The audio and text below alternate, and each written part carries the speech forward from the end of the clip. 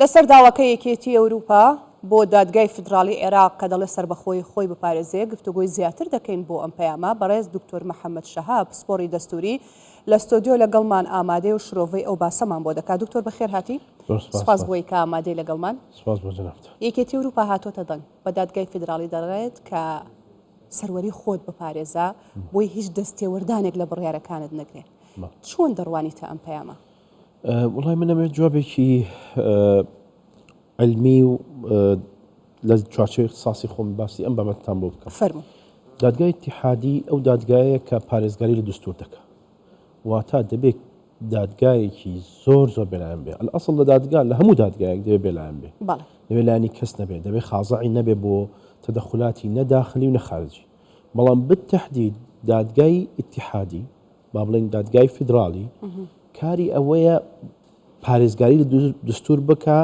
و ئەگەر خلافێک لە بینی سوڵتات هەبوو لەسەر مادەیەک ئەو بۆیان ڕوونکردنەوەیەک بدا لەسەر مادەکانی دستور. دادگای اتحادی بەداخەوە لە چەند بڕیارێک یەک لە دواییەکە لە سەر هەرێمی کوردستانی دەرکردووە ئەو بێلایەنی لە دەست داوە. ینی هەست دەکەین زیاتر ئەچێتە ئەو وردەکاریە کە لە ئەسڵەن لە اختصاسی دادگایان نییە. بۆ نمونە ئەگەر باس لە ئەو قرارەی کە پەیوەندیدارە بە ڕەواتبی هەرێمی کوردستان موچەی فەرمانبەران دێتە سەر جزئیەتێک تەبعاً قرارەکە 20 لاپەڕەیە، درێژە زۆر درێژە، لە جزئیەتێک باس دەکات ئەڵێ دەبێت ڕەواتب تەوتین بکرێت، واتە تەرتیب بکرێت لە ڕێگەی بانقەکانەوە حیساب شتی بۆ بکرێتەوە و دەبێت لە فڵان لە بانقەکانی فڵانی تەوزیع بکرێت. تهدیدیەکە کە ئەمە ئیشی دادگانیە، نەک ئیشی دادگانیە، ئیشی پەرلەمانیش نییە. دەبێت سوڵتەی تەنفیزی لە هەموو دنیا مەساحەیەک لە دەسەڵاتی هەبێت تا بتوانێت کارەکانی خۆی ڕێک بخات. یعنی ئەمە ئیشی سوڵتەی تەنفیزیە، نە سوڵتەی تەشریعی تەداخلکە، نە قەزایی. باشە دکتۆر، ئەگەر ئیشی دادگانیە، دادگا بۆ هەستاوە بەم بڕیارە و بەم دەرکردنی ئەم بڕیارانە لەم کاتەدا کەواتە یەکێتی ئەوروپا کە دەڵێت سەربەخۆی خۆیان بپارێزن و نەبێتە ژێردەستەی هیچ وڵاتێک هاوڕێی لەگەڵ قسێ، واتە ئێستا دادگای فیدراڵی بۆتە ژێردەستە؟ یعنی بزەوت بڵێ بۆتە ژێردەستە من نازانم، ینی چکە وازەح نییە بۆ ئێمە ژێردەستەیان، بەڵام بەپی هەڵسو کەوتەکان بەپی ئەو بڕیارانەی دەرەچن بێلایانی خۆی نەپاراستووە، ینی حاکمێتی خۆیان نەپاراستووە. مشکلەکە ئەلەوەیە، ینی ئەوان دەبێت هەر حاکمێک لە هەر دادگای گوتم دەبێت بێلایەن بێ. اینجا چجا لە دادگای فدراڵی دادگای اتحادی دەبێت زۆر بە بێلایەنە بابەتەکانی. ئامانجەکەی دادگای فدراڵی چیە لەو دەرکردنی و بڕیارانە؟ وەڵڵاهی زایفکردنی هەرێمی کوردستانەوە هەست دەکەین، ینی بەرەو ئەوە دەڕوا کە هەرێمی کوردستان دەتوانێت بیکات، دەتوانێت بەمانای ئەوەی کە ئەو دەسەڵاتی کە ئێستا خۆی بەکاری ئەهێنێت. ئەزانی خوشکەکەی من هەرێمی کوردستان زۆر نەهامەتی و ناخۆشی لەوە زیاتری بینیوە، ینی بۆ تێشی پەڕاندووە. ئەمەش ینی مەرحلەی کیمیا بارانکردنی ئێمەمان تێپەڕی شەڕکردن، تێپەڕی 16 ئۆکتۆبەر ویستیان بێن بە زۆری بی کوردستان بگرەوە نەیانتوانی. ئێستا بەرەوە ڕۆن لە ڕێگەی دادگاوە ئەمر بە ئێمە بکەن. ئەگەر قرارێک منطقی نەبێت، چ لە سوڵتەی تەنفیزی دەرچێت، چ لە سوڵتەی تەشریعی، واتە چ لە حکومەت، چ لە پەرلەمان، چ لە قەزا دەربچێت، قابلی جێبەجێکردن نابێت. ناتوانی ممکن نییە تۆ بتوانی هەموو ڕەواتبی هەرێمی کوردستان بە یەک مانگ هەمووی تەوتین بکەیت و بکەیتە سەرباقێک. ناتوانانی عێراق خۆی بە 7 خۆی تەواو نەکرد. ئەتوێ بڵێ بیانەکانیان زۆرە؟ بیانوە بەڵێ بیانۆی گرن بە حکومەتیانەوێ. محەممەد، ینی لە خاڵێک تێناگەیت چۆن دادگای فدراڵی ئەو بڕیارانەی دەرکردووە لەسەر موچەی موچەخۆرانی هەرێمی کوردستان لە بەرامبەردا دەبینین لە محەممەد شیاع سوودانی سەرۆکوەزیرانی عێراق لە چاوپێکەوتنێکیدا دەڵێت کە موچەی فەرمانبەرانی هەرێمی کوردستان پەیوەندی بە ئێمە نیە، بۆ خۆیان کیانێکی سەربەخۆن، حکوومەتیان هەیە، پەرلەمانیان هەیە و پشکیان هەیە، بەشیان هەیە لە بودجە، ئێمە بۆیان ڕەواناکەین و خۆیان موچەی خۆیان دابەش. قسەی بەڕێز سوودانی دروسترە، قانونیە قسەی ئەو دروسترە. من بەجەنابتم وت ئەم تەناقوزە چییە لە نێوان سەرۆکی حکوومەت و دادگای فدراڵی؟ تەناقوز نییە، ینی با بڵێن یەکێکیان تەواو یەکیان ناتەواوە بەڕاستی. ینی ئەو قرارێک کە بەڕێز سوودانی داوێتی ئەوە دروستە، چونکە ئەمە ئیشی دادگانیە پێم بڵێ من چۆن ڕاتە تەوزیعەکەم. جگەل لەو هەر قرارەکەی کە دەرچووە، طبعاً من قرارەکەم هەموو بە تەفسیل خوێندووەتەوە، ینی خۆی بە ئیشارەت بەوادا کە ئێمە زوڵممان لێکراوە، ئیشارەت بەوادا، بەڵام لە نەتیجە حەلەکە بە غەڵەتی دەیکا کە مادەی 121 لە دستور زۆر بەڕۆنیە ئەڵێ لە بڕگەی پێنجی ئەڵێ سوڵتاتی هەرێم مەسئولە لەسەر هەموو سوڵتات مەبەستی دەسەڵاتەکانی هەرێمە، مەسئولە لەسەر هەموو ئەو شتانەی کە لەناو هەرێمە، بە تایبەتیش هێزی ئەمنی. باشە هەمووانی کە ناو هەرێمە بە فەرمانبەری بە دایرەکانی بە خزمەتگوزاری بە ئاوەدانکردنەوە بە ئیستثمار بە هەموو شتێکەوە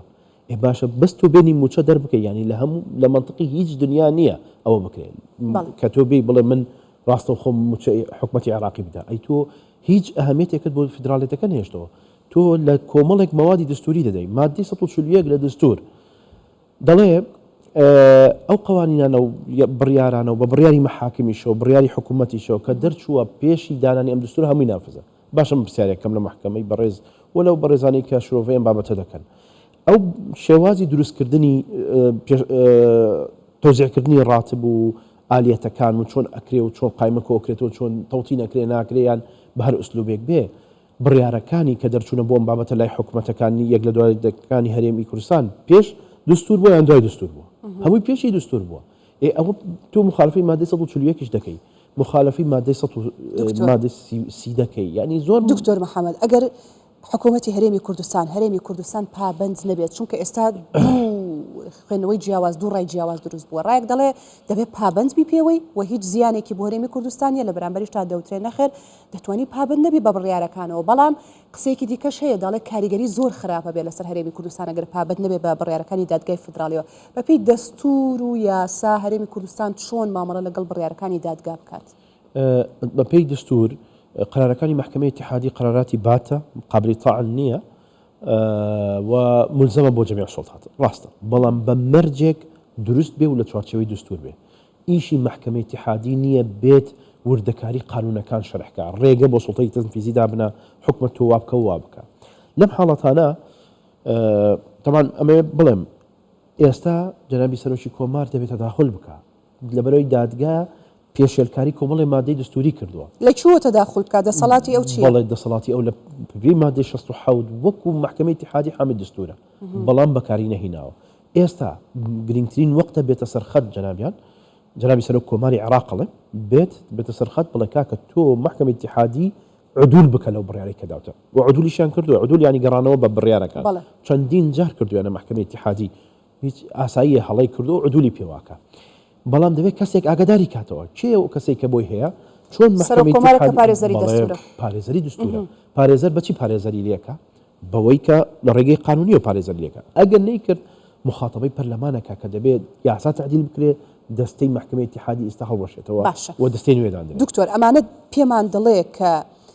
هێزێک لایەنێک لە عێراقدا هەیە کە ڕێگریەکە لە جێبەجێکردی کارنامەکەی سوودانی زۆر بەڕوونی دیارە خوشکەکەم ئەم قسەیە زۆر بەڕوونی دیارە بەڵێ خەڵکانێک دەسوەردانەکەن زۆر بەڕوونی لە دەرەوە یعنی عێراق نەک ئێستا لەوەتی عێراقی نوێدا مەزراوە دەوڵەتەکانی دەوروبەر دەسوەردانی تێکەن و بڕیارەکان لە دەرەوەی سنووری عێراقەوە دەچین ینی